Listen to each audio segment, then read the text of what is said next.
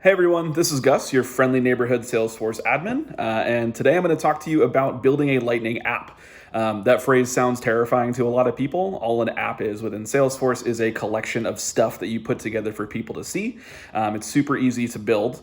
The reasons that it matters is that one, they help with organization. So you can have your different teams associated with different apps, so they only see the stuff that matters to them and has their specific tabs layered at the top in a way that makes sense for that team. It also allows for greater customization. You can assign specific Lightning page layouts to different apps in order to have the right view for the right team at the right time, just depending on their particular use case.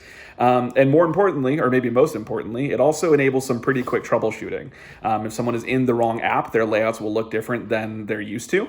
So if someone says, "Hey, my Salesforce looks weird," here's a great way to check that they're looking at the right thing, basically. So let's jump in.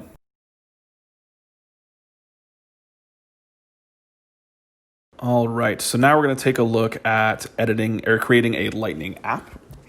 So we're going to go into Setup, and then we're going to search for App Manager in the quick find bar.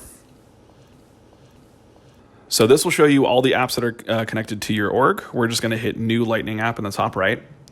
And this is where you set up the basic details of your app. So I'm just going to call this a demo Lightning app. Let it choose the developer name, enter description as needed. So I'm going to say using for sales tech videos, because what else would I be doing? And a couple other details. So you can change the primary color associated with the app. You can upload an image, all that good stuff. And then you see the little preview icon down there as well. So these are some settings we're not really going to dig into. I'm just going to leave these as their defaults for now. And then utility items we'll come back to. They're a pretty useful piece of tech there. But for right now, we're just going to select the navigation items.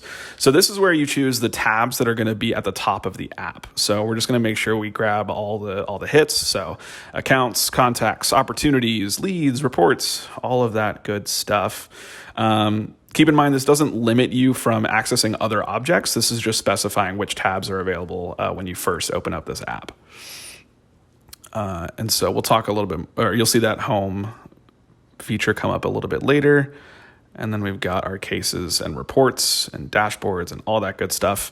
And then once you are done selecting all of your items, you can use the up and down arrows on the right-hand side to reposition them as far as the order that they appear in the tabs at the top. So top is going to be your left-hand side and bottom is your right-hand side. This is where you can assign this app to different profiles sort of from the get-go. You can always come back and edit these permissions, of course, but I'm just going to choose it for myself as a system admin. And then there we go. So now that app that we just created is going to be inside of our app manager here.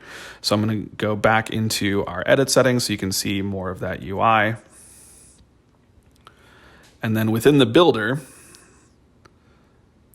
speaking of utility items, so the utility items appear in a bar at the very bottom of the app. So you can do stuff like history, or you can use, one of my personal favorites is the recent items. So there's a lot of stuff that you can customize within these different utility properties. So specifically, you can change the label. So I'm going to call this Stuff You Just Saw. And then you can change the icon associated with that particular button. So there's a bunch of different options in here. I'm just going to grab one that looks sort of like a recent activity here. So yeah, we'll do this one here. And then you can also check that Start Automatically box if you want to have that sort of automatically populate as soon as you open up the app.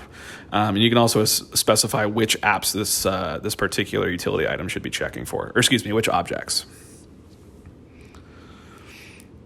So those are our utility items. And then what we're going to do is associate a page with it.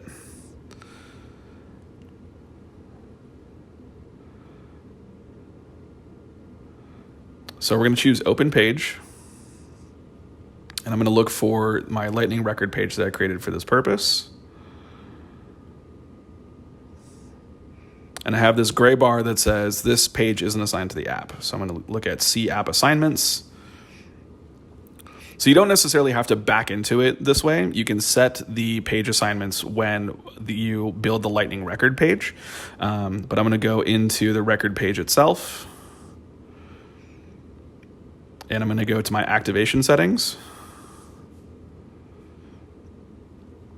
And I'm going to choose my demo Lightning app as the default app for this page. And then we're going to hit save. And now that I have that page layout assigned, that record page assigned to this particular app, and everything is all talking to each other nicely, I'm going to hit save. And then we're going to back out and go to the main UI here. So in just a couple minutes, all we've done is create a brand new Lightning app. So all we got to do is open it up there. And now you see those items that we selected at the top as far as the different navigation items. You see the utility items at the bottom with stuff you last saw, and all those fun little items that we built in. Looks like the history one, I chose the wrong type. That's all good.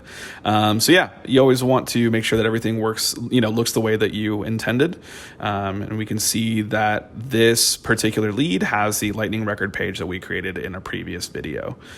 So all good there as well.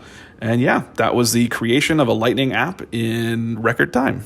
All right, everyone, that was how to build a Lightning app in just a couple minutes. So a really great organizational tool. You can use it to assign different page layouts from your Lightning record pages to specific teams. Use it to make sure that the team is seeing the relevant information in their tabs at the top of the screen. Make use of the utility items at the bottom. Really just a great resource to make sure that you can customize Salesforce to be as efficient for your team as possible. There's a lot of sort of scared faces whenever I say that Salesforce can be efficient, but I promise it can. Anyway, thanks so much for watching, and we'll see you next time.